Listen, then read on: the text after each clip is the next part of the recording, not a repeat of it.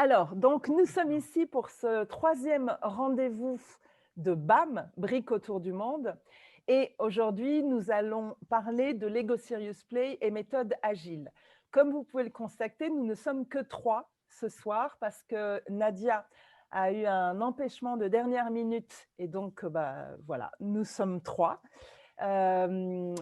avec Marc en tant qu'invité. Donc, je vais démarrer en vous invitant à écrire dans le module conversation qui est situé en bas de votre écran. Si vous avez des questions pour nous ou pour Marc, comme ça nous pourrons les voir au fur et à mesure et nous pourrons y répondre à la fin. Je peux avancer? Oui. Donc, ce que nous avons vu pour l'instant, c'est cet accueil. Mathias va vous présenter le concept de BAM. Ensuite, nous ferons une rapide présentation de l'équipe et de l'invité. Et aujourd'hui, comme pour ceux qui sont déjà venus la dernière fois, vous savez que c'est comme ça ça correspond au concept de BAM. On vous présente et on vous illustre concrètement un atelier. Donc la dernière fois, nous vous avons illustré les skills building. Et cette fois-ci, nous allons vous illustrer l'AT1, c'est-à-dire la première technique, qui est le modèle individuel. Ensuite, Marc Van Dijk va vous parler de ses usages concrets de la méthode Lego Serious Play dans le monde agile. Et enfin, une partie questions et réponses. Bien. Eh bien, Mathias, c'est ton moment, à toi, de nous expliquer qu'est-ce que donc que BAM? Pourquoi? Merci Laetitia. Donc, l'idée de BAM, c'était de divulguer la méthode Lego Serious Play en montrant concrètement ce que c'est et quels sont ses usages. C'est-à-dire, c'est de là d'où l'idée de donner la parole à des facilitateurs, à des facilitatrices du monde entier, selon si les facilitateurs et facilitatrices parlent français, du monde entier est venu pour montrer la diversité, c'est-à-dire la diversité des secteurs. Donc, on peut l'utiliser, par exemple, dans l'université pour les grands groupes, pour des startups aussi, pour du coaching, un secteur public, industrie, etc., etc.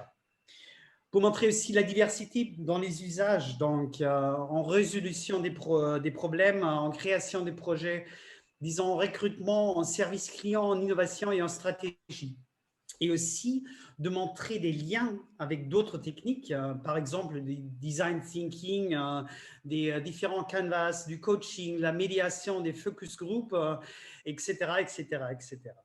Et comment est-ce qu'on fait ça? Donc, on invite chaque 6 semaines un expert d'un secteur, d'une technique ou d'un type d'application francophone pour échanger sur ces pratiques et pouvoir, et vous, les participants, vous pouvez lui poser des questions en live, en direct. Bien. Alors, bienvenue aux personnes qui viennent de nous rejoindre ou qui ont eu des problèmes de connexion et qui se sont reconnectées. Je vous invite peut-être à mettre dans votre… pour bien voir la diapositive et puis voir la personne qui parle, à mettre peut-être affichage, ce qu'on appelle affichage intervenant.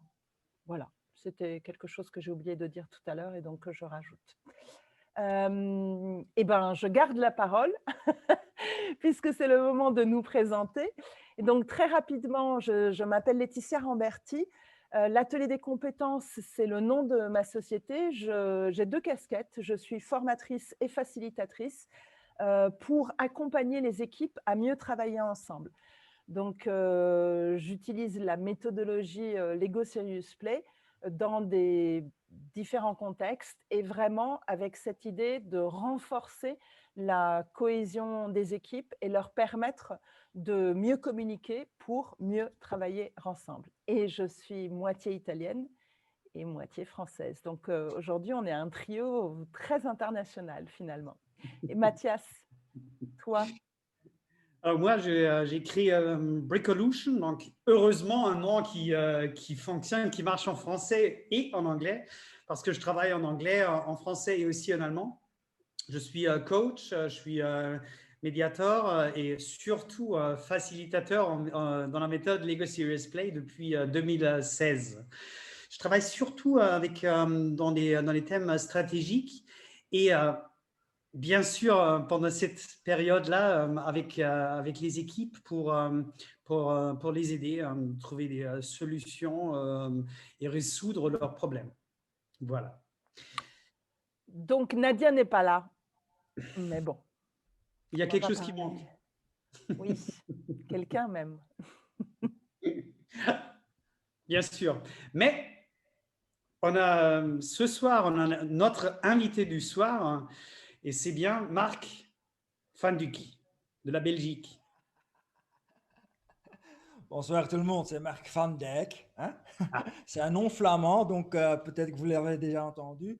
Je parle français, mais avec un accent flamand ou néerlandophone. Et donc, je suis un consultant agile. Et en étant consultant agile, je travaille chez des sociétés comme Nike, Toyota ou BNP Paribas Fortis en étant Scrum Master ou Agile Coach.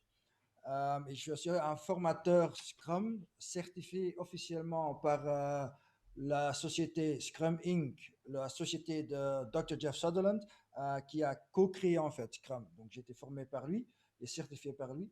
Et j'utilise, à part ça, je suis un facilitateur professionnel qui utilise souvent Lego Serious Play.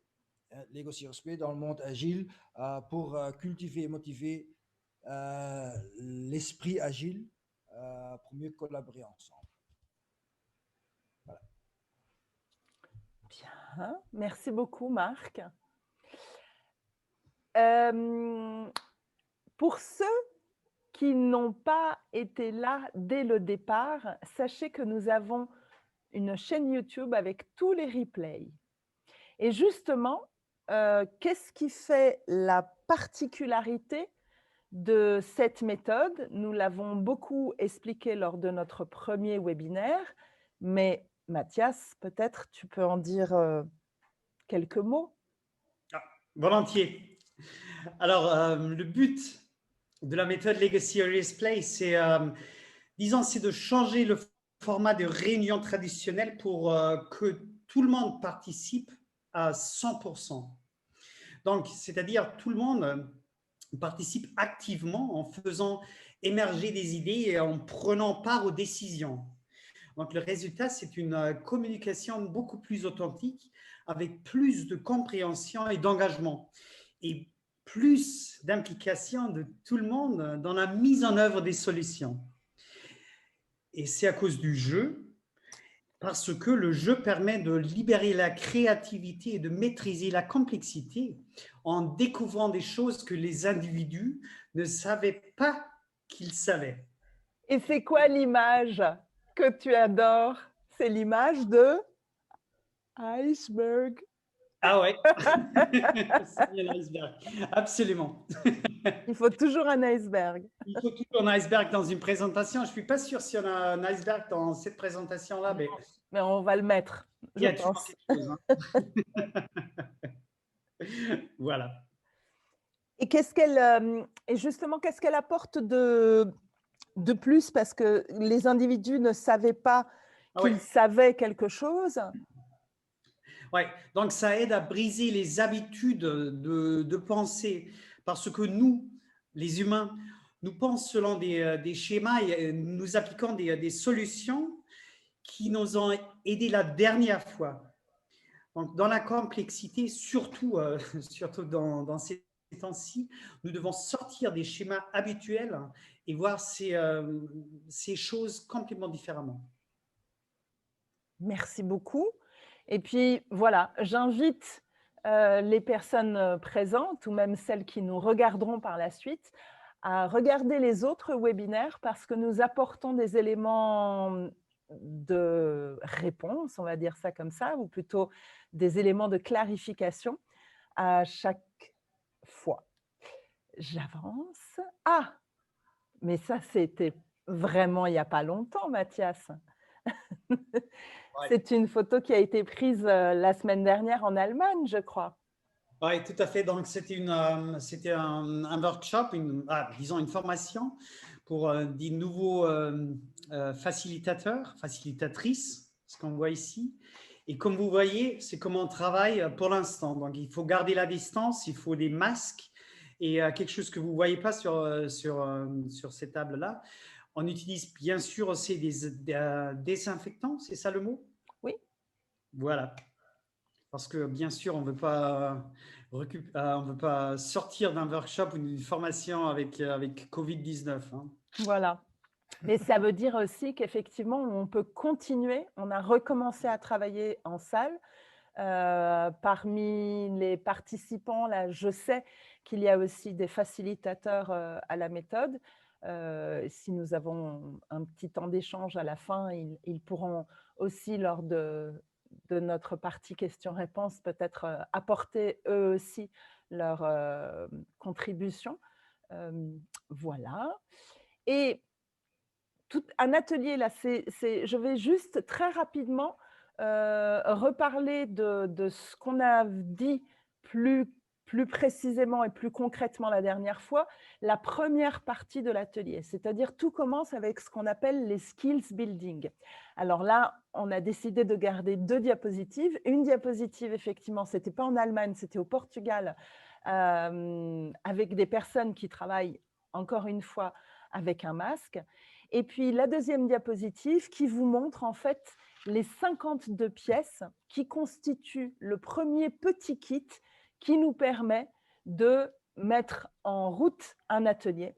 Et les skills building, c'est finalement ça dure entre 45 minutes et 60 minutes. Et c'est vraiment la première partie de l'atelier qui permet de s'approprier les compétences techniques de construction. C'est-à-dire, ça permet aux facilitateurs de vérifier que tout le monde est en capacité de construire.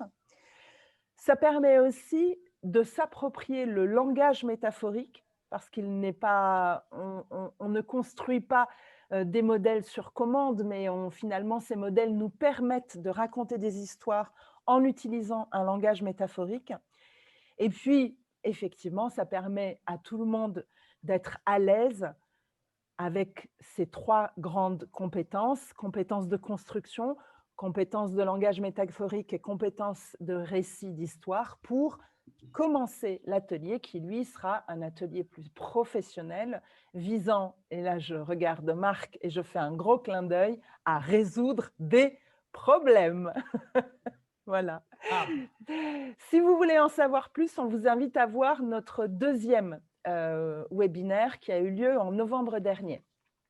Qu'est-ce qu'on emporte des skills building? On emporte déjà le fait que tout le monde participe à 100%, qu'on s'approprie les compétences de construction technique, qu'on s'autorise à laisser penser les mains, c'est-à-dire qu'on arrête un petit peu le cerveau et qu'on laisse faire les mains, qu'on s'exprime par métaphore, qu'on peut donner son opinion sur un sujet sans avoir peur d'être jugé, et surtout qu'on écoute avec une vraie écoute attentive et active les autres, et bienveillante, je peux rajouter le mot bienveillante, et qu'on commence à réfléchir et à construire une réflexion en 3D. Ça, ce sont les takeaways. Je sais, on est en francophonie, on ne devrait pas, et c'est pour ça qu'on a mis à emporter. Après le skills building, arrive le temps et le moment de modèle individuel. AT1, c'est quelque chose que l'on met systématiquement. AT, ça veut dire ce sont les techniques applicatives, application techniques. Nous en avons 7. Donc, on a encore 6 webinaires où on pourra vous parler. À chaque fois, on vous parlera au moins 6 webinaires. On vous parlera à chaque fois d'une des techniques. Et aujourd'hui, c'est le moment de la technique numéro 1, le modèle individuel. Mathias. Très bien. Donc, est-ce que vous avez, Laetitia, Marc, est-ce que vous avez par hasard préparé vos briques? Breaks out. Alors, faisons quelque chose, un petit AT1. Alors, AT1, ça veut dire ce sont des constructions, c'est l'étape de construction des modèles individuels. Et, dans cette étape, on rentre dans le vif du sujet de l'atelier. Alors, c'est là C'est d'ailleurs à partir de cette étape que nous allons utiliser des kits LSP qui sont, disons, plus riches en nombre et plus riches en variété de pièces. Et dans cette étape-là, chacun, et ça sera vous deux, chacun est invité à construire avec les briques Lego sa réponse à un challenge donné. Alors, ces constructions individuelles, hein, ce sont les fondements de toute autre étape de l'atelier ou d'application d'une autre technique. Et c'est bien cette étape-là qui fait la particularité de la méthode. Ça veut dire l'individuel n'est pas noyé dans le collectif et ses réponses restent visibles et accessibles à tout moment. Et il y a 4 étapes dans cette technique qui correspondent au processus cœur de la méthode. Et c'est bien ça ce que nous allons vous illustrer maintenant. Alors, la première étape, ça veut dire le facilitateur ou la facilitatrice. Merci. Un facilitateur pose une question sous forme de défi. Et, par exemple, alors, Laetitia, Marc, votre challenge est de construire une caractéristique de l'invité infernal à ne pas avoir dans un webinaire, celui de BAM par exemple. Et s'il vous plaît, exagérez, parce que c'est une personne qui, bien sûr, n'existe pas, et sans utiliser, si vous voulez, des caractéristiques presque en caricature.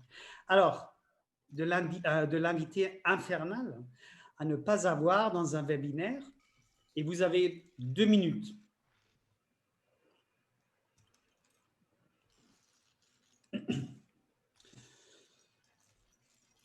Alors, à cette étape, il ne s'agit pas de modéliser ou de faire une illustration vraisemblable.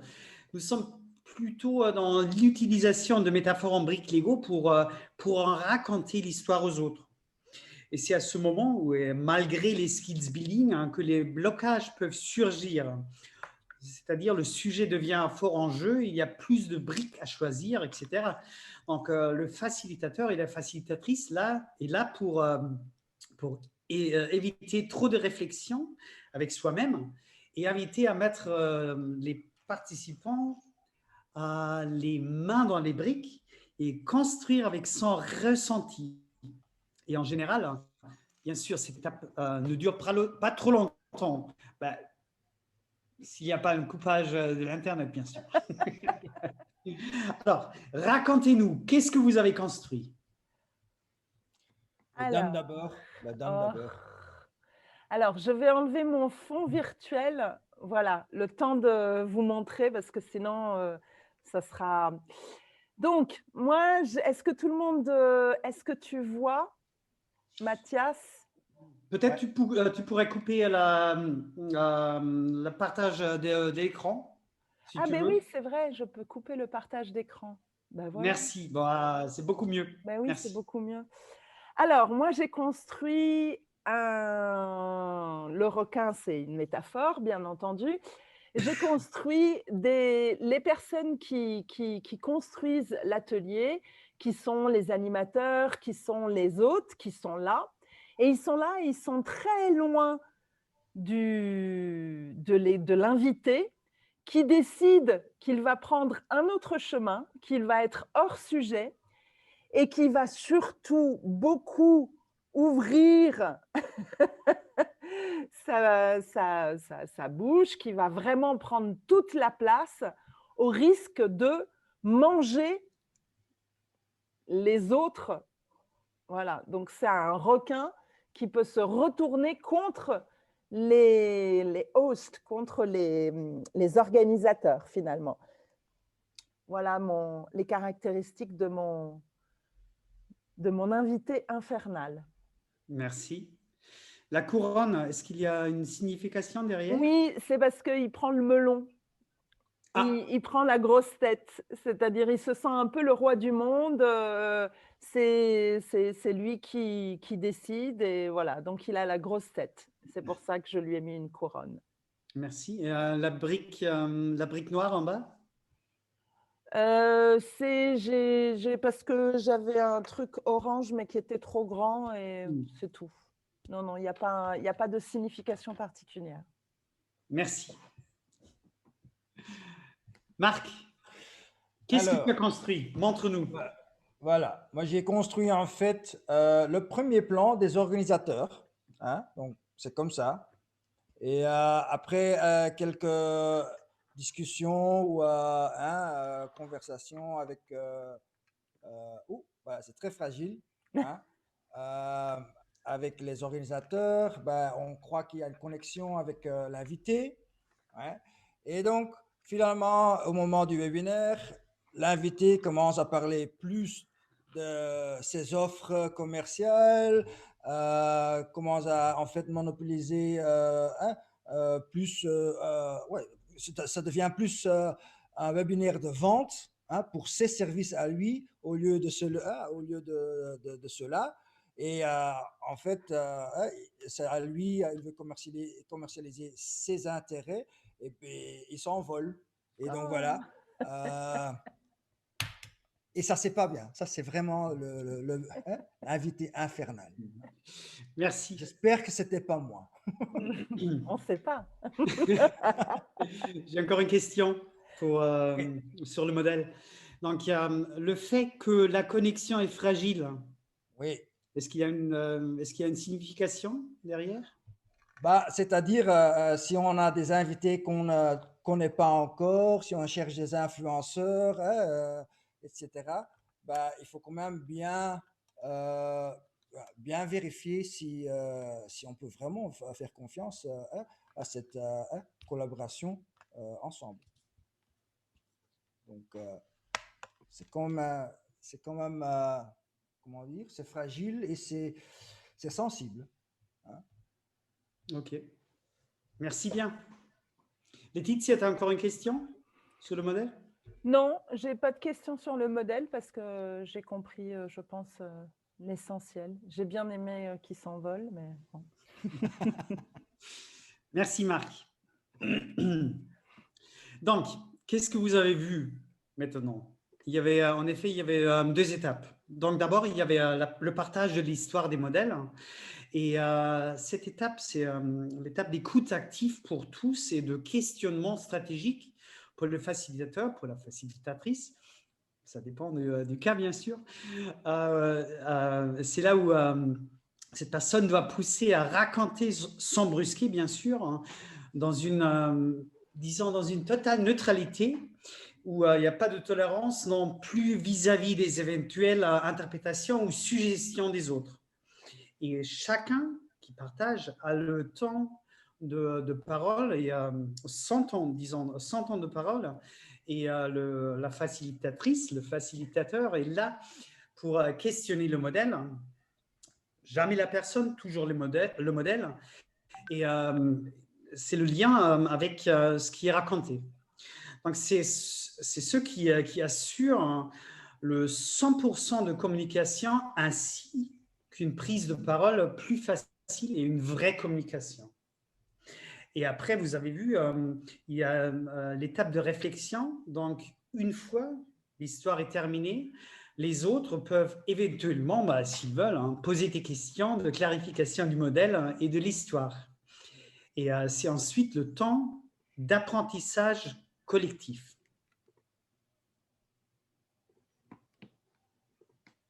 Merci. Qu'est-ce qu'on emporte de cette séquence du modèle individuel? Eh ben, c'est vraiment la possibilité de rentrer dans le vif du sujet de l'atelier. Là, on a pris une question qui concernait justement le webinaire. Ça permet et ça continue de permettre à tout le monde de participer, de communiquer à 100%, de s'autoriser à laisser penser les mains et à construire de la réflexion en 3D, de développer, comme l'a dit tout à fait Mathias, cette écoute active et bienveillante, de se concentrer sur le modèle et pas sur la personne, et d'exprimer des connaissances personnelles sur le sujet, tout en enrichissant progressivement sa perception par et avec les interactions avec les autres. Parce qu'en fait, on va apprendre ce que pensent les autres, on va le voir et on va encore mieux le mémoriser.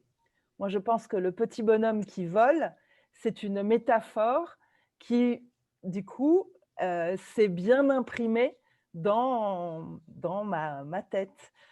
Mais je vois qu'il est déjà 19h28, donc je crois qu'il est temps de laisser la place Ouh. à notre invité.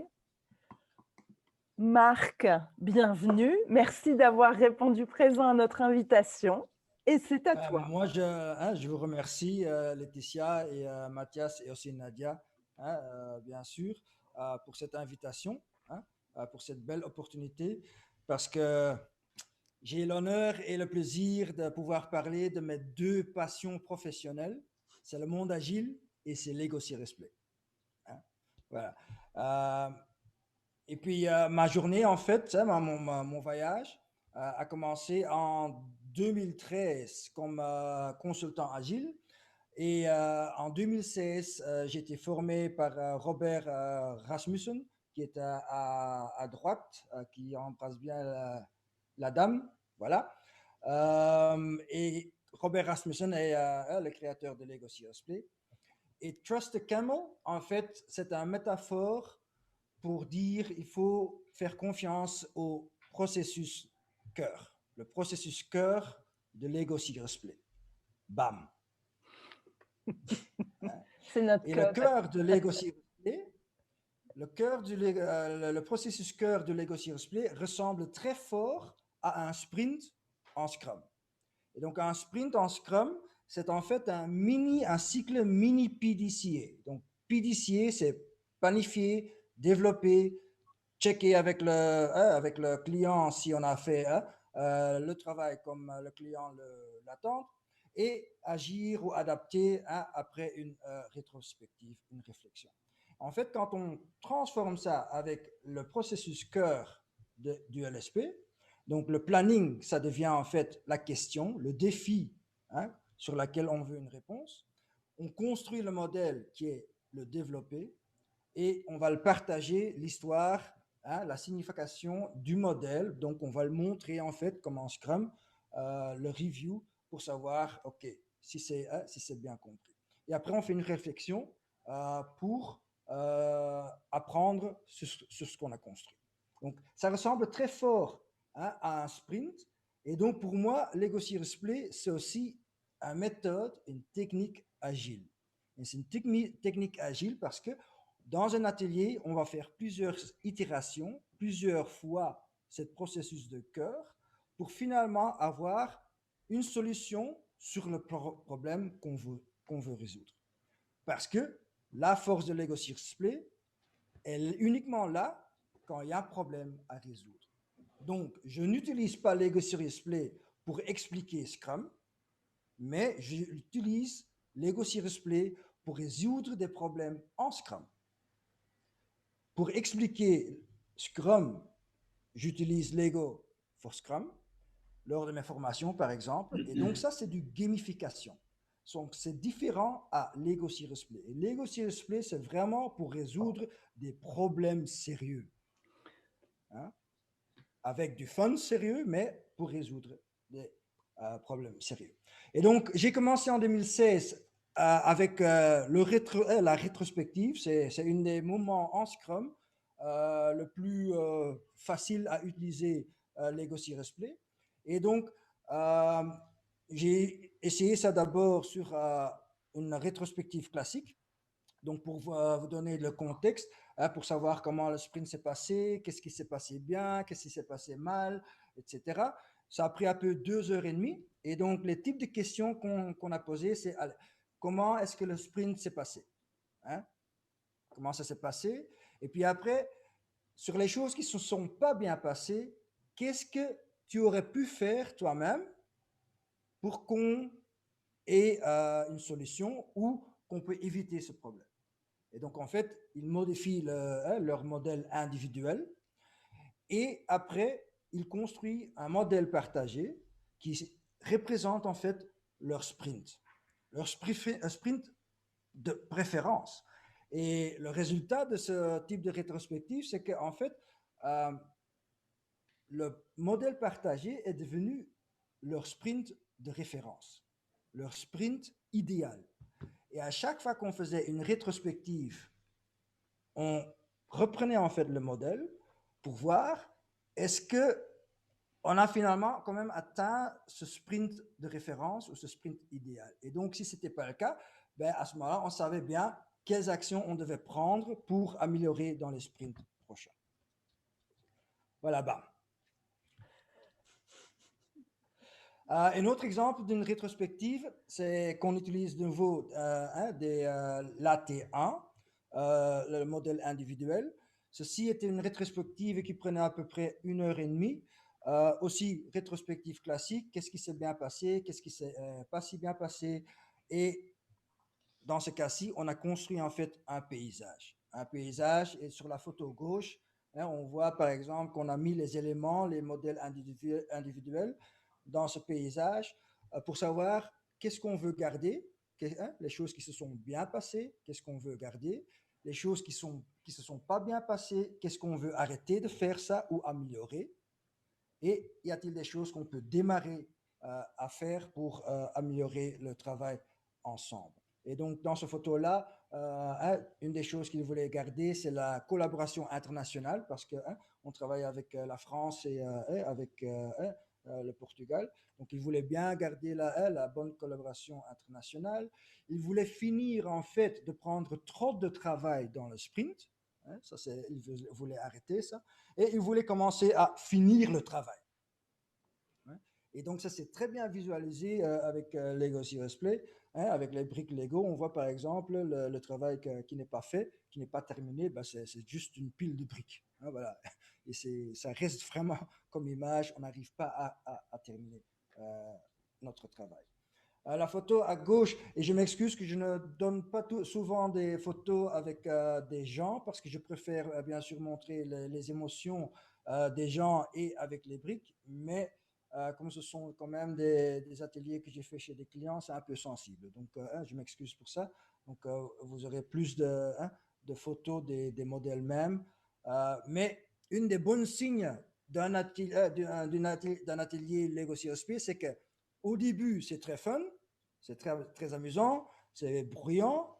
Et puis à la fin, quand ça devient sérieux, ben, ça devient silencieux. Et les gens sont vraiment concentrés à réfléchir et construire sur les questions sérieuses. Donc la photo droite, c'est en fait aussi une rétrospective pour la société qui voulait savoir, qui voulait en fait engager des nouveaux recrues et voulait savoir qu'est-ce qui vous motive de travailler pour notre société, et quelles sont vos contributions à la société. Et donc, finalement, ils ont fait aussi un modèle partagé qu'on expliquera, je crois, dans les prochains webinaires. C'est un AT2. Et donc, c'est un modèle partagé avec le principe, sur le principe de la brique rouge. Mais ça, probablement, on expliquera plus tard ou dans les prochains webinaires. Ceci, c'est Lego Serious Play, une session Lego Serious Play quand on a créé une nouvelle équipe. C'était chez un client où on voulait démarrer une équipe SOS, Scrum of Scrums. Et donc, en fait, le Scrum of Scrums, quand on grandit Scrum avec plusieurs équipes, ben, il faut plus de coordination. Et donc, pour ne pas perdre ce contrôle, le manager, les product owners, les Scrum Masters, etc., ils voulaient commencer un Scrum of Scrums. Et là, c'était la question, quelle est la motivation, quel est l'objectif, quelle est la vision de cette nouvelle équipe. Et une de ces questions était en fait, qu'est-ce qui vous motive en fait de participer dans cette équipe? Qu'est-ce que vous apportez à cette équipe?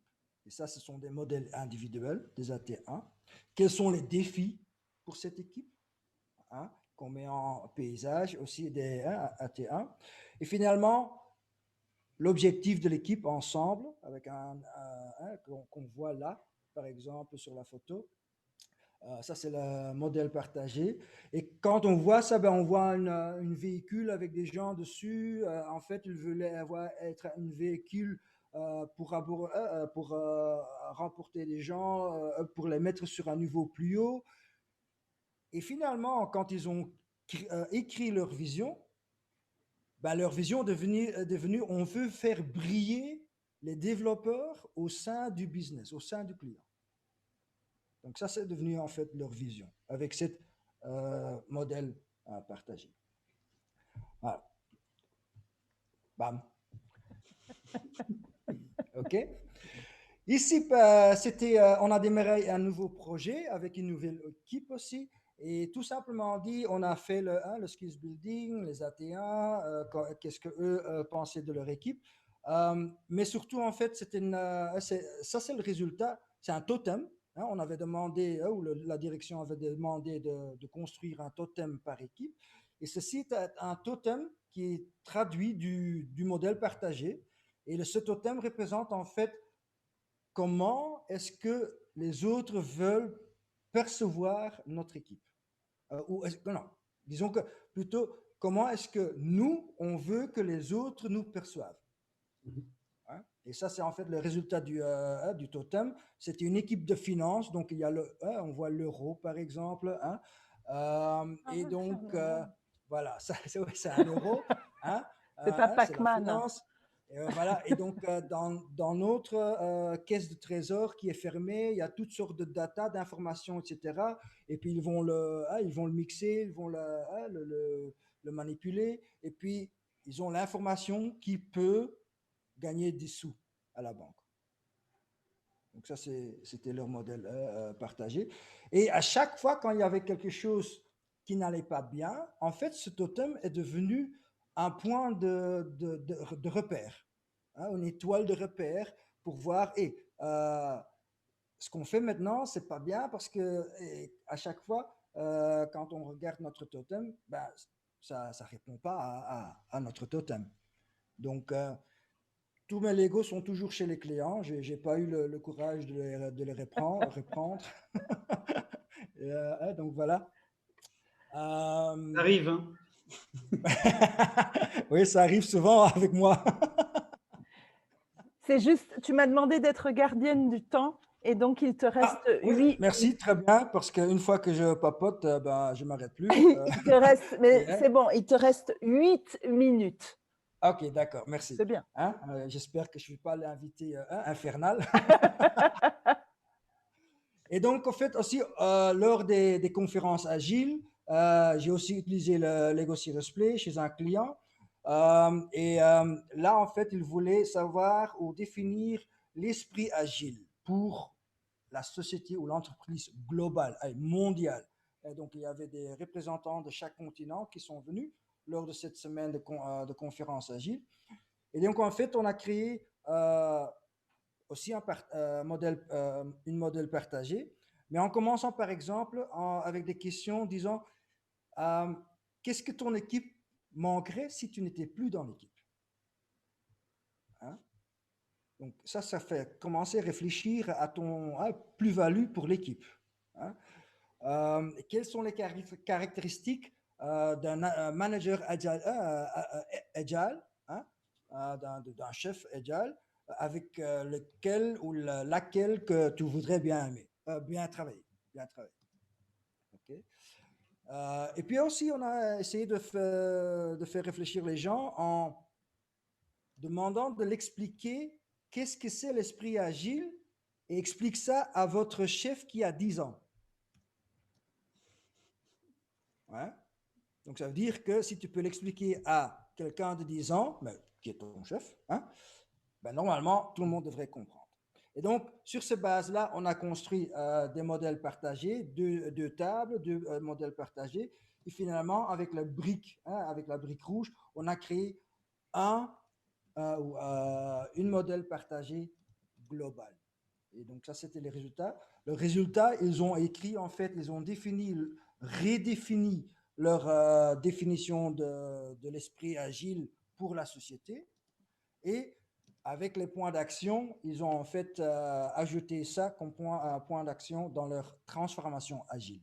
Hein? Donc, ça, c'était le résultat pour ça. J'utilise aussi Lego Serious Play lors des communautés des pratiques. Ici, c'était un COP, comme on dit, pour les Scrum Masters. Et la question ici, c'était en fait, on a un problème avec la qualité technique. Comment est-ce que nous, Scrum Master, on peut aider notre ingénieur ou notre développeur à améliorer cette technique?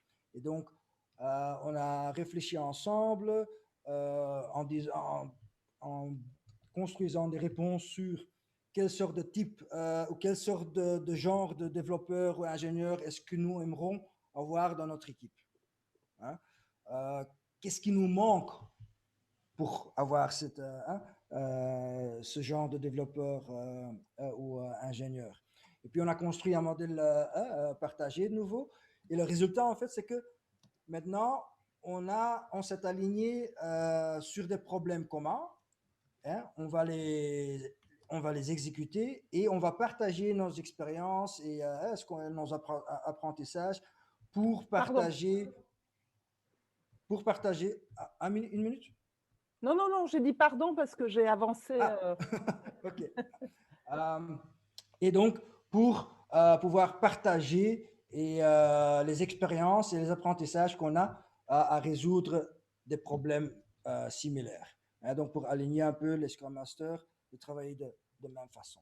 Donc, ça, c'était le résultat d'une de Lego Serious Play. J'utilise aussi une petite partie de Lego Serious Play pour des face-à-face, hein, des one-to-ones, pour en fait savoir et connaître les attentes de mes membres d'équipe, mais aussi pour les attentes du product owner et du manager. Donc là, c'est individuel, c'est pas le tout Lego Serious Play en tout. Donc, ça prend à peu près 30 minutes, 40 minutes pour le faire.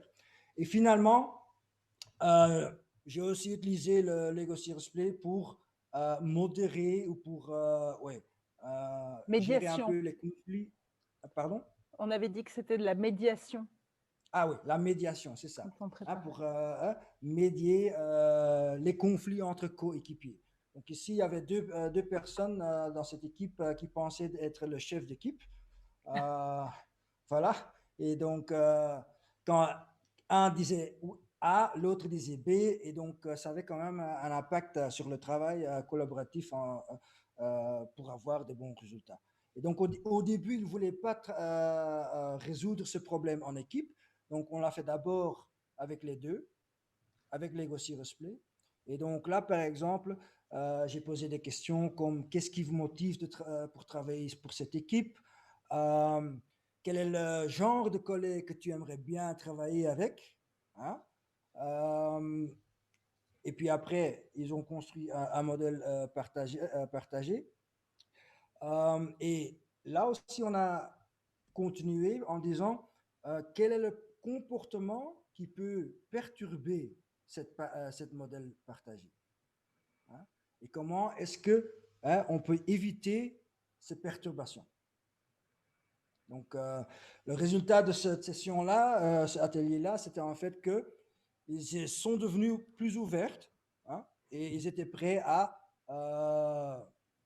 faire une confrontation avec l'équipe. Et donc, on a fait une deuxième session. Ce n'est pas avec Lego Serious Play, mais on a fait une deuxième session sur laquelle on a tous travaillé ensemble. Et de cette session-là, on a défini en fait des accords de travail pour mieux se comprendre et mieux travailler ensemble. Oh, tu as réussi à passer toutes les diapos, bravo. Il reste 2 minutes pour finir. Tu vois, tu es trop fort. J'espère que tout était assez clair, que ce n'était pas trop vite. Mais donc, quand est-ce qu'on peut utiliser Lego Serious Play en Scrum ou dans le monde agile? C'est surtout lors des rétrospectives, quand on commence une nouvelle équipe ou un nouveau projet comme un kick-off, lors des conférences agiles, les communautés des pratiques et surtout la médiation entre coéquipiers. Ce sont vraiment les domaines ou les moments où Lego Serious Play est vraiment une bonne technique ou méthode de facilitation. Voilà. Merci, ça, c'est mon Marc. expérience. C'est mon expérience avec LSP dans le monde agile. Et Un très grand merci. voilà, et du coup, vu que tu n'es pas un invité infernal, mais que tu es un invité très coopératif, bienveillant et sympathique, c'est moi qui vais parler de toi et qui vais dire aux personnes que oui, tu es en plus un excellent formateur Scrum Master, que tu organises des formations en Belgique, mais aussi en France, justement sur ta partie agile. Voilà. Ça, Merci. c'est fait et que tu es facilement, facilement contactable, ça ne se dit pas, mais c'est pas grave et qu'on peut te contacter, directement sur, LinkedIn ou même demander à BAM et BAM se fera un plaisir de, passer tes coordonnées aux personnes intéressées. Merci. Alors, mais oui, Armel, depuis le Brésil, mais bien entendu, c'est vrai que j'ai oublié de le dire, donc je vais arrêter. Ah, J'ai oublié de dire ça, mais j'ai oublié de dire que BAM, c'est vraiment autour du monde. Il y a des personnes, ben voilà, aujourd'hui du Brésil, parmi les inscrits, il y avait des personnes de Suisse, du Gabon, de l'Algérie, du Canada, de la Belgique, de l'Allemagne, bien sûr, mais de l'Allemagne 2 fois, pas uniquement avec Mathias, mais je pense qu'il y a quelqu'un qui est en Allemagne actuellement, de l'Italie, de la Roumanie. Donc voilà, c'est notre idée d'être autour du monde est vraiment en train de devenir une réalité et pas juste une idée. C'est le moment de poser des questions. Et Marc, je vais te lire une question qui était arrivée par mail et je pense que Mathias aussi en avait une qui lui est arrivée, qui est la question, c'était j'ai deux questions en fait. Une question qui porte sur toi, la méthodologie LSP, elle te permet d'avoir le plus d'impact dans quel cas? Ça, c'était une question. Est-ce que tu veux répondre tout de suite ou tu veux la deuxième directement? La deuxième, c'est sur l'Ego for Scrum, parce que tu en as parlé, on en a parlé la dernière fois et il y avait des personnes qui étaient intéressées de savoir finalement quelles sont les différences principales entre la méthode Lego Serious Play et l'Ego for Scrum. Donc voilà les deux questions. Une, qu'est-ce que la méthode te permet, en quoi elle te permet d'avoir de l'impact et dans quel cas? Et la deuxième, les différences avec l'Ego for Scrum. ben, sur la première question, Lego Serious Play a un impact sur tous les problèmes sérieux. Hein?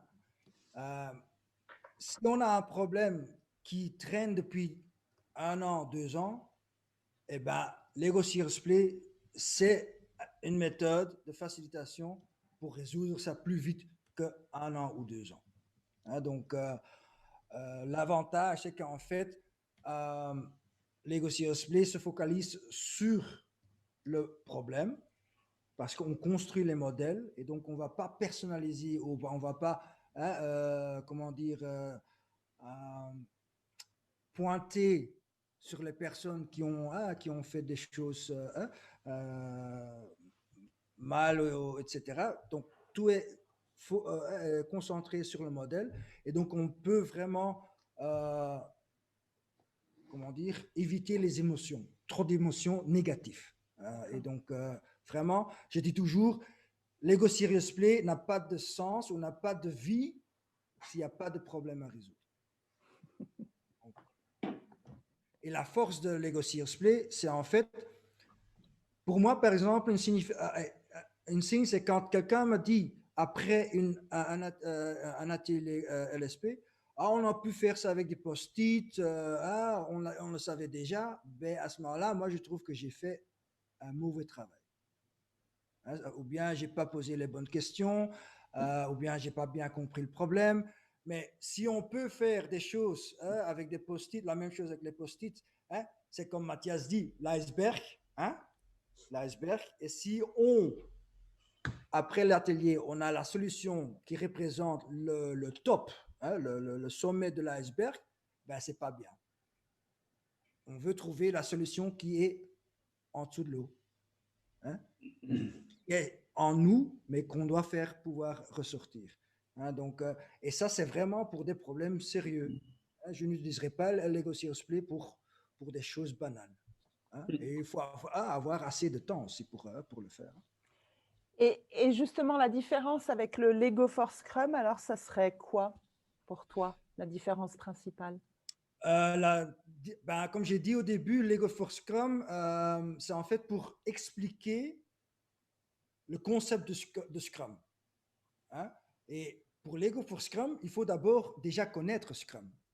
Un petit peu, hein, un facilitateur qui utilise Lego for Scrum doit connaître Scrum pour pouvoir expliquer aux participants comment on va utiliser Lego. On va construire ensemble quelque chose en différentes itérations. Hein. Mais c'est du gamification. C'est un jeu pour comprendre le concept. Hein. On va utiliser Scrum comme processus. Hein. On va donner du temps aux gens pour construire. Hein. On va réfléchir quels sont les besoins pour construire les modèles. Par exemple, on va construire un Lego City, hein, une ville Lego. Et on va en fait construire cette ville Lego avec la police, une école, la maison communale, etc. Et puis chaque équipe va construire un de ces modèles. Il faut l'intégrer et on va faire ça en sprint. Donc, ça donne l'expérience de créer ensemble en Scrum. Okay. Mais ça ne résout pas un problème. En fait, c'est plus du prototypage, du coup. Pas du prototypage, c'est vraiment pour comprendre le concept du Scrum. Hein, comment on peut construire ensemble et progresser ensemble avec le processus Scrum. D'accord. Mais justement, lors du Lego Serious Play, lors du Lego for Scrum, on va voir des problèmes de collaboration avec les gens. Donc c'est juste un jeu pour faire comprendre, c'est ça? Oui, c'est plutôt un jeu, oui, pour faire comprendre. Et les problèmes qu'on voit lors du jeu, on ne va pas les aborder. Hein? Par exemple, les problèmes qu'on voit lors du jeu, là, ces problèmes-là, on peut aborder avec le Lego Serious Play. Okay. Alors, on s'en va certainement de plus en plus avec des équipes hybrides. Je vois Randria qui a posé une question dans le chat, voire même full remote. Heureusement qu'on est en francophonie, dis donc. Dans ce contexte 2021 avec des équipes Scrum dispersées géographiquement, comment envisagerais-tu d'utiliser LSP pour animer une rétrospective de 2-3 heures? En clair, est-ce qu'on peut faire de la méthodologie Lego Serious Play à distance? Je ne sais pas si j'interprète la question de Randria, mais bon. Coucou Mathias. Oui, c'est aussi comme ça que j'interprète la question. Et donc, Lego Serious Play à distance est plus difficile, bien sûr. Hein. Et donc, moi personnellement, mais c'est vraiment personnellement, je trouve qu'on a moins d'impact avec Lego Serious Play à distance que quand on le fait en personne ou avec les gens physiquement. Mais c'est toujours possible. Hein, c'est toujours encore possible. Mais il y a beaucoup plus de travail et de préparation pour le faire. Hein. D'abord, il faut savoir si l'équipe a des briques Lego. Hein. Sinon, il faut les envoyer à ton équipe. Maintenant, tout le monde travaille de chez soi, donc ça veut dire qu'on doit les envoyer à la maison des gens. Et puis après, le modèle partagé, c'est un peu plus difficile, hein, c'est plus difficile à distance. Donc, on peut faire une rétrospective, par exemple, en utilisant des modèles AT1, hein, des modèles individuels, en disant qu'est-ce qu'on peut améliorer, qu'est-ce qu'on veut arrêter, qu'est-ce qu'on veut continuer, etc. Là, on peut le faire. Personnellement, je ne l'ai pas encore fait. Je n'ai pas encore fait le Lego Serious Play comme rétrospective à distance. Je ne l'ai pas encore fait. Tout ce que vous avez vu, c'était ouais, physique en personne. J'ai encore 2 questions. Et alors, mais avant, parce qu'il est 8h moins 1 minute. Donc, ce que je vous propose, je sais, je fais un petit peu, je suis la seule femme, donc je prends le pouvoir. Ce que je vous propose, c'est de lancer. Oh, mais Mathias, tu es encore Frozen. Donc, je vais, moi, du coup, lancer la vidéo de présentation de notre prochain invité, qui est Simona en janvier, qui va vous présenter ce qu'elle va faire. Et ceux qui veulent rester sont les bienvenus pour rester, pour prendre, comme ça, Marc pourra répondre aux 2 dernières questions de Mathias. Bonjour, je m'appelle Simona, je suis italienne et j'habite l'Italie. Depuis toujours, je m'occupe de marketing intelligence dont les études consommateurs, les études de marché font partie. Et j'ai rencontré la méthodologie Lego Serious Play en 2014. J'ai pris ma certification avec Robert Rasmussen et ça a été tout de suite un véritable coup de foudre avec cette méthodologie. Je n'ai tout de suite compris le potentiel pour rendre les études qualitatives, en particulier les focus group et les interviews personnelles, encore plus efficaces. Et c'est vrai que depuis des années, j'utilise le Lego Serious Play dans mes études Cali, surtout si je dois rencontrer des cibles un peu spéciales ou rentrer dans des thématiques qu'on dirait délicates. Et l'efficacité est vraiment surprenante.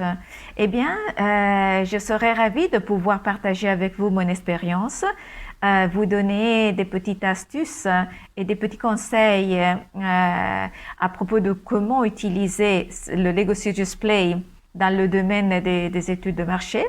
Et pour ça, je vous donne rendez-vous le 28 janvier à partir de 19h.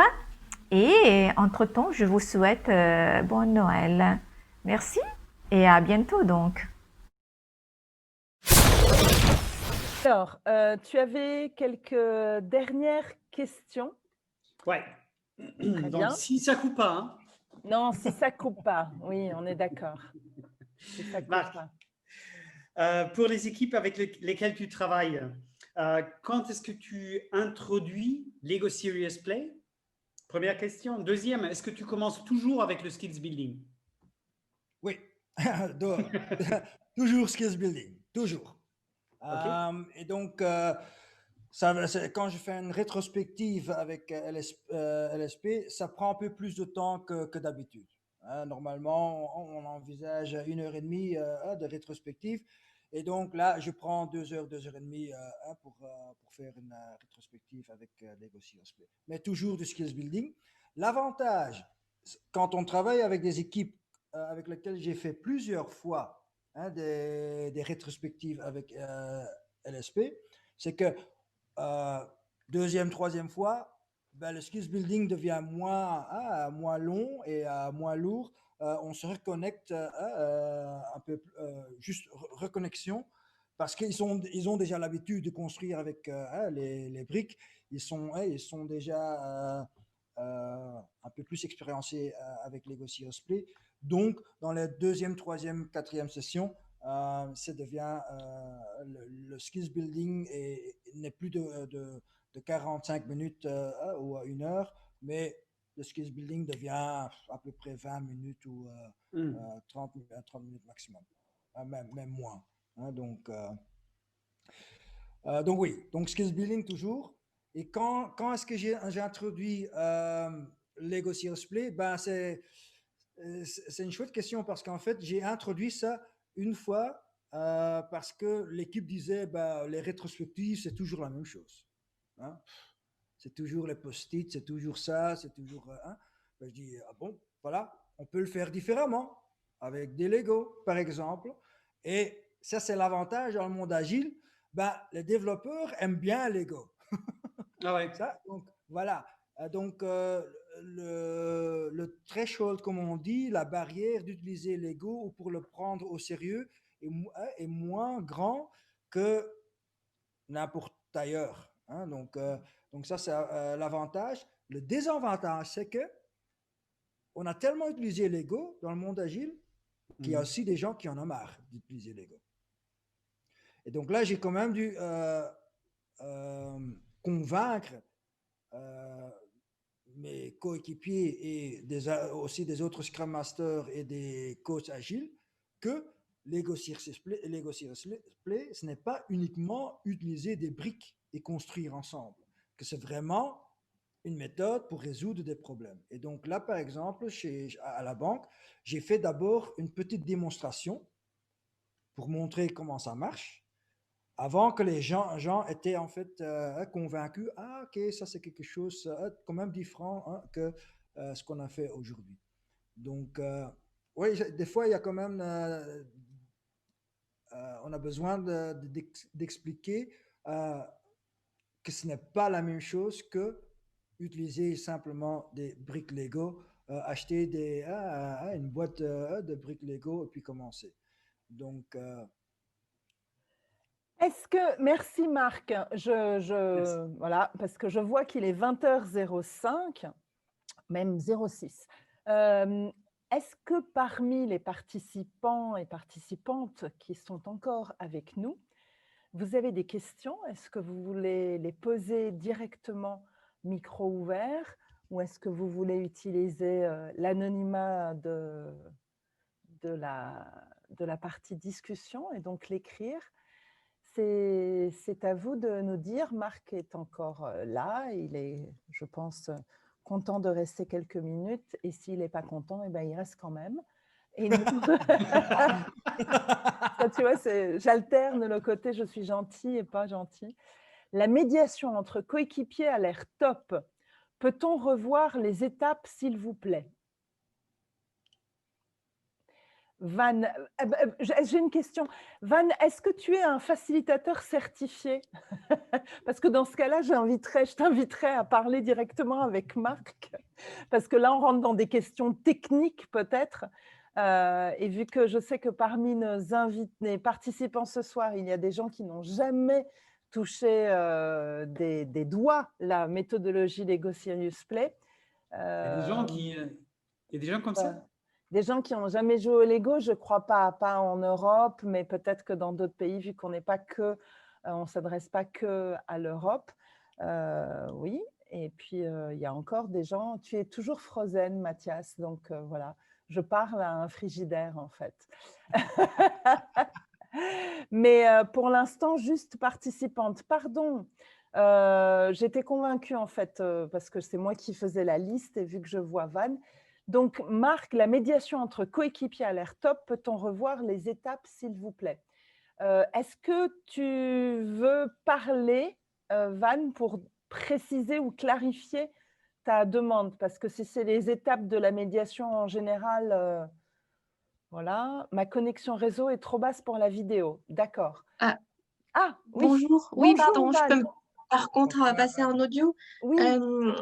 Oui, c'était juste que j'ai noté les différentes étapes que Marc a données. Vraiment, merci beaucoup. Mais je crois que j'ai raté la deuxième étape, en fait. Dans la première, j'ai noté avec quel genre de collègue aimerais-tu travailler. La dernière, c'est quel comportement peut perturber le modèle partagé. Mais la deuxième, c'est la création du modèle partagé directement. Donc, en fait, la première était pour qu'est-ce qui te motive de travailler pour l'équipe, hein? C'était la première. Et deuxième était construire le collègue avec lequel ou laquelle on aime bien travailler. Et puis, avec ces modèles individuels, ils ont créé un modèle partagé. Hein, donc, en fait, ça forme l'équipe idéale, en fait, hein, avec l'équipe qu'ils voudraient travailler. Et après, on a demandé quels sont le comportement qui peut perturber ce modèle partagé, hein, ou ce coéquipier idéal ou cette équipe idéale. Quels sont le comportements qui peuvent perturber ce modèle? Et puis après, qu'est-ce qu'on peut faire pour éviter ces perturbations? Super, merci beaucoup. J'avais raté effectivement du coup la première étape. C'est Ouais. vraiment une très très chouette exemple d'utilisation de Lego Serious Play, et qui permet effectivement de sortir du coupable. Et Tout à parce fait. que Non, tu as raison, c'est ça. moi, j'ai appris avec cette session-là, c'était en fait, ce sont deux personnes qui recherchent la même chose, qui veulent la même chose, mais qui s'expriment différemment ou ouais, qui l'exécutent différemment. Et ça, c'est vraiment ouais, fascinant à découvrir que même les gens veulent atteindre la même chose, ils ont le même objectif, ils veulent avoir des collègues avec lesquels ils adorent travailler, où il y a de la confiance, où il y a la transparence, etc. Mais même la façon de le faire ou de l'exécuter ou de le rechercher est différente à la personne. Mm. Et donc, finalement, le résultat, c'est qu'on ne va pas se concentrer sur le quoi, mais sur le comment est-ce qu'on peut hein, euh, réduire le gap, hein, Le conflit, oui. La euh, différence, se concentrer plutôt sur le dénominateur commun, sur ce qui voilà, nous assemble plutôt que ce qui nous rend différents finalement. ouais, tout à fait. Et D'accord. donc, ça donne plus de points d'action pour y travailler et c'est un peu plus facile pour trouver des travails d'accord, des accords de travail ensemble. D'accord. Merci beaucoup. Merci à Je vous toi, en Van. prie. Mathias. Oui. Ah, tu n'es pas Non, cette fois-ci, frizen. non, mais bon, j'attends que ça revienne. Faisait semblant. Tu as d'autres remarques? Tu as d'autres choses Ouais. à demander? Vas-y. Tant que J'ai tu... encore une question. Donc, point de vue de la profondeur des réponses, si tu compares la rétrospective avec LSP et sans LSP, est-ce qu'il y a une différence? Oui, moi je trouve que si on prend bien le temps de faire une rétrospective avec Lego Serious Play, il y a après la session, les gens sont plus connectés avec l'un l'autre. Ok. Parce que les questions vont beaucoup plus loin, beaucoup plus profond que les post-it. Et en plus, il y a le concept du brique rouge que j'utilise avec Lego et sans Lego. Donc, c'est un principe que j'utilise toujours. Hein, dans le monde agile, on fait beaucoup du votage, hein, de dot voting. Hein. J'adore du votage. Ouais, Du c'est pas vote. Non, on dit ah, du juste vote. vote, mais votage, je trouve ça super. Et donc, on vote souvent hein, sur des solutions hein, qu'on veut faire. Mais quand moi je suis dans une session de vote, par exemple, des fois, je suis vraiment convaincu que le problème que moi j'aborde, il faut y travailler dessus. Mais donc, si ce n'est pas voté par la plupart des gens, ben, il n'y a jamais personne qui va m'aider, qui va essayer d'y travailler dessus. Et donc, je me sens pas inclus. Et avec le concept du brique rouge, pour ceux qui sont familiers avec LSP, ça veut dire que je combine ça avec le vote, mais après je demande est-ce qu'il y a des problèmes ou des sujets sur lesquels qu'on ne veut pas se sacrifier. Hein. Je veux dire qu'on ne veut pas qu'on laisse ça à côté. Hein. On veut que ça se résout, qu'on quand même essaye de le traiter. Et comme ça, on peut inclure vraiment tout le monde. Est-ce que Et tu donc, peux rappeler, enfin, pas pour les facilitateurs le savent, mais pour les autres, justement ce concept, concrètement, comment ça se passe, l'histoire de la brique rouge? ouais. Donc en fait, si on a un modèle hein, individuel, alors on pose la question, on va utiliser ton modèle hein, pour le modèle partagé. Est-ce qu'il y a quelque chose que tu ne veux pas sacrifier dans le modèle partagé? Ça veut dire que tu veux absolument que cette signification de ton modèle soit dans le modèle partagé. Et donc, ça veut dire que si c'est dans le modèle partagé, ça veut dire que les gens se sentent bien avec le modèle partagé parce que son problème est aussi dans le modèle partagé. Et ça, c'est un principe que j'utilise aussi dans le monde agile, hein, en plus du vote, hein, en plus du votage. Donc, alors, si j'ai bien compris ce que tu as dit, si tu compares les rétrospectives sans ou avec, sans et avec Lego Serious Play, ça veut dire si on utilise Lego Serious Play, ça dure un peu plus longtemps. Plus longtemps. D'accord. Alors, je vais reprendre parce qu'il est de nouveau frozen, mais je sais ce qu'il va dire. C'était oui, bien sûr, ça dure plus longtemps, mais ça apporte un bénéfice qui est finalement à plus long terme. C'est-à-dire les gens collaborent mieux, les gens se sentent plus inclus et impliqués dans un travail d'équipe parce que, comme on le disait au départ, en fait, Lego Serious Play permet à chaque voix d'être au moins entendue, voire écoutée, et peut se retrouver dans l'intelligence collective et dans ce modèle partagé. J'ai eu une session, je peux très Oui, vite, mais bien sûr. j'ai eu une session où il y avait une personne qui se sentait pas inclus dans l'équipe et que c'était devenu tellement émotionnel parce qu'on le voyait vraiment dans la construction qu'il était solitaire. Mais il voulait être dans l'équipe, il voulait pas être solitaire. Et donc, ça le visualise très fort. Et donc, ça amène aux gens de vouloir résoudre ce problème parce que nous, on veut pas que tu sois solitaire, on veut que tu es inclus dans l'équipe. Et donc, j'ai eu vraiment des rétrospectives assez émotionnelles. Et moi, je trouve que c'est très difficile à simuler avec des post-it. Oui. Donc, oui.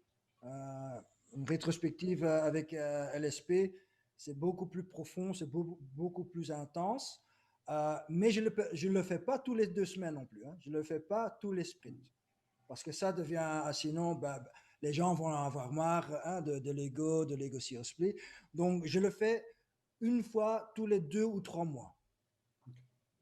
Et donc, chez un client, on a commencé avec une rétrospective avec LSP et on a continué sur les sessions d'avant. Donc, on a gardé le modèle et on a continué. Donc, la première session, on a créé un modèle partagé, donc l'identité de l'équipe. Et puis, le sprint idéal, aussi 2 modèles partagés. Et puis après, dans une rétrospective après, on a en fait construit les dangers, la résistance, les dangers qui peuvent perturber le sprint idéal ou l'équipe. Et puis après, la session après, on a fait des connexions avec les dangers. Et là, on voit clairement quand on commence à bouger, hein, quels dangers sont liés avec l'un à l'autre, quel a plus d'impact que l'un à l'autre. Et ça, ce sont les dangers qu'on va en fait traiter le premier. Donc, c'est très, très... Ça peut être très intense. Ouais. Bien. Mathias, donc j'ai repris le relais pendant que tu étais en problématique de connexion. Tout va bien. Oui, je me suis presque arraché les cheveux. Hein. Presque. Alors, je vois qu'il est 20h19, que nous avons toujours autant de participants et participantes que je remercie. Voilà, on veut pas vous garder toute la soirée. On espère que vous ayez aussi d'autres choses à faire que de passer du temps avec nous. Mais voilà, Mathias, le problème, c'est que quand tu ne bouges pas, voilà, tu es déjà assez still, assez stable. Voilà, bouge un sourcil pour que je voie que tu es encore là. Alors, s'il vous reste, on va peut-être prendre une dernière question. Et puis, sinon, vu que c'était le dernier BAM de l'année, on BAMise tout le monde. On vous souhaite un BAM Noël, une BAM bonne soirée de Nouvel An. Et nous, on se retrouvera en 2021 avec l'équipe au complet, avec Nadia. Marc est de toute façon, quand il n'est pas invité, il est participant, donc il sera là probablement fin janvier aussi. On comptera sur toi. Hein. Voilà, on compte sur toi, c'est toi qui animera la discussion, la chat de discussion. Et puis pour les autres, eh ben, vous êtes les bienvenus, parlez-en à vos parents, à vos enfants, à vos grands-parents, à vos collègues surtout peut-être. Devenez ambassadeurs de cette initiative qui vise effectivement à, avec convivialité et plein de petits bugs techniques, à diffuser cette belle méthodologie qu'on affectionne tant, à surtout la croiser avec différents secteurs d'activité. Aujourd'hui, c'était avec le monde agile. La prochaine fois, ça sera avec le monde du marketing et de la marketing intelligence, comme Simone l'a dit. La dernière fois, c'était sur le monde universitaire et il y aura d'autres événements. Et puis surtout, nous vous parlerons du modèle partagé, du paysage, des connexions que Marc a évoquées, ça c'est l'AT4. Et puis, voilà, de toutes les 7 techniques. On espère pouvoir le faire. Et ben, à bientôt les amis, à bientôt les amis au sens large. Vous pouvez tous allumer la caméra, peut-être comme ça on se fait un dernier coucou si vous n'avez pas trop de problèmes de réseau et de connexion. Comme ça on se fait… Oui, je vais arrêter ce partage.